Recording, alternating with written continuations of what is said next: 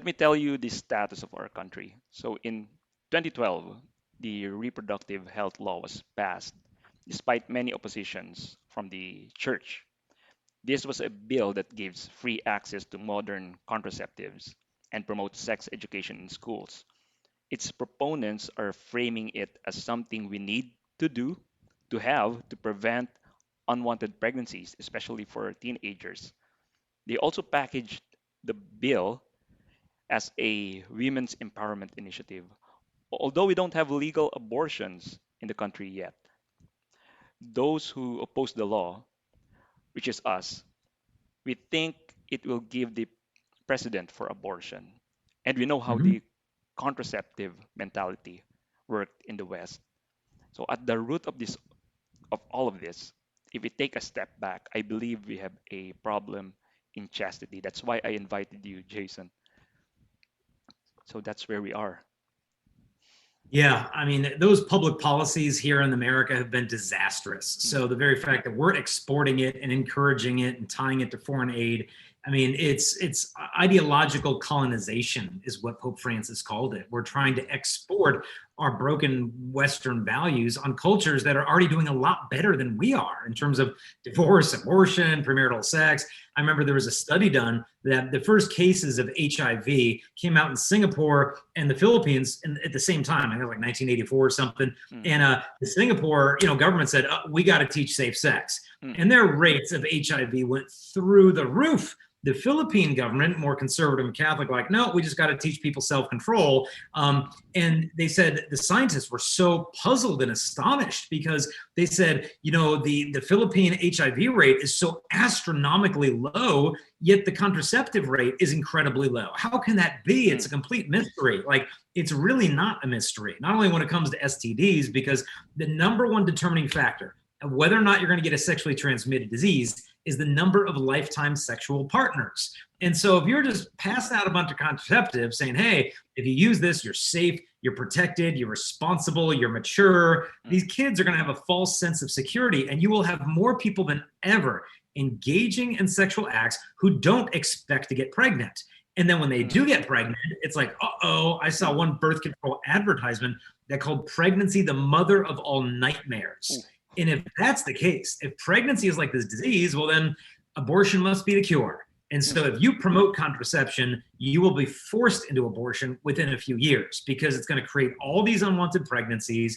And in fact, Planned Parenthood, who's the mm, biggest provider of abortion here in America, mm, said the majority of abortions are not caused by the failure to use contraceptives, but by the failure of contraceptives themselves. ooh, That's the biggest promoter of abortion is openly admitting it. oh, Most of these are not being caused because they didn't use contraception, but because the contraceptives failed. And now they use abortion as a backup method of birth control. And so the Filipinos, please hold on to your values and please teach those to the rest of the world instead of ingesting our garbage that's only going to infect your culture with the nonsense over here.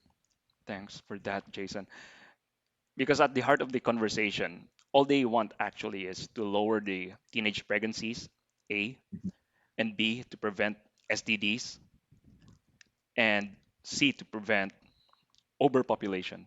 So all seems good intentions, but you know what they say about what paves the road to hell. So I think this is where we'll focus on. So let's talk about contraception first, Jason. Mhm. So we were criticized that we opposed the bill when it was being deliberated. They say you guys are against contraception only because your church said so. So please don't force your religious beliefs on our laws. So what's wrong with using contraception for birth control? Are there non-religious reasons, Jason, on this? Yeah, in fact, there's more and more people who do not profess any particular religious beliefs who are turning away from contraceptives on towards natural methods of Mm, family planning. Because for one, you don't have to worry about all the side effects of like the mm, breast cancer. It's linked to birth control, or birth control is linked to breast cancer.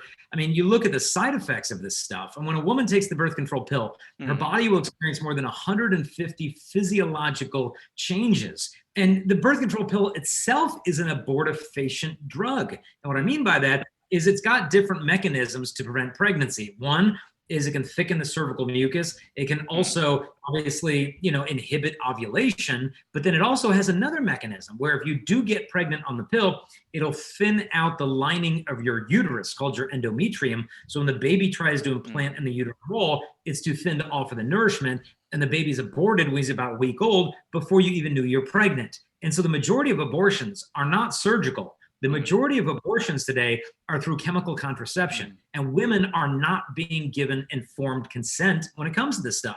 They're told, oh, well, this prevents pregnancy. What if the Filipinos realize, well, wait a minute, this could cause an abortion? Women need to be informed. If they knew the facts, they wouldn't want this junk in their bodies. And so it's not about, that Catholics imposing their morality on those who are not. It's like, look, what is the best approach for our society? And has this contraceptive mentality really delivered on all its promises to reduce abortions? No. We've got like 60 million abortions over here after contraception. Has it decreased the rates of sexually transmitted disease? No, it's been like putting gasoline on a fire, because the most common sexually transmitted disease is called HPV, human papillomavirus. It's killed more women than AIDS has because it can cause cervical cancer, and the condom is not effective in preventing its transmission. And so you have the benefit of this information that maybe the Americans didn't 15, 20 years ago, and they thought it was a great idea. Use this information and realize this is not what we want in terms of protecting our young people or the future of the Philippines.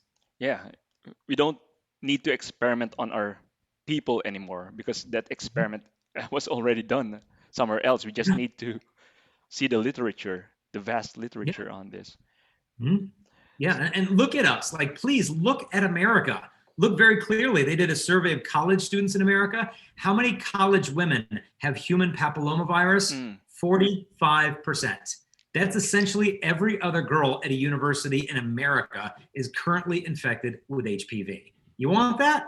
Pass out a bunch of condoms and tell people to be safe sex, and you're going to be there in less than a decade. So trust me, it ain't working over here, and it's not going to work there. I heard your talk on green sex. That's one of my favorite talks, and when I listened to it, it's so long ago. You only have 4 kids then when you gave that talk. Now you have 8. Yeah. Right. So it's so long ago. Are these side effects? You mentioned a lot of side effects of the pill on Depo-Provera, on Implanon, on that talk, and I urge the listeners to listen to that talk. It's a very good talk.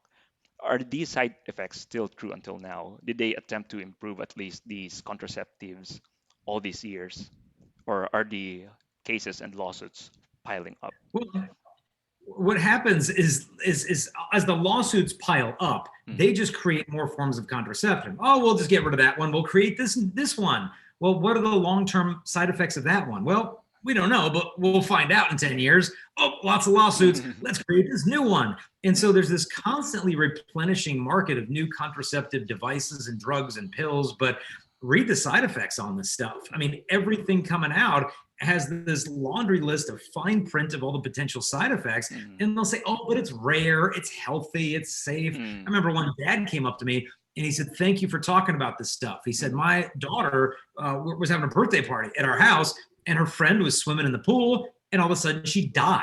And it was like this perfectly healthy 16-year-old girl. And what was it? It was a blood clot. Well, what's a 16-year-old girl dying from a blood clot? Well, the birth control pill has enhanced levels of estrogen, which contributes to the clotting of blood. The doctor studied her, and sure enough, that's what it is. 16-year-old girl, perfectly healthy, died from taking contraceptives. You don't see that stuff in the headlines, but it's going on, and these parents are suing these companies by the hundreds of millions of dollars. But guess what? This is a multi-billion-dollar industry, and so they can afford, a death here, a death there. They can pay those things off. The investors won't get too worried.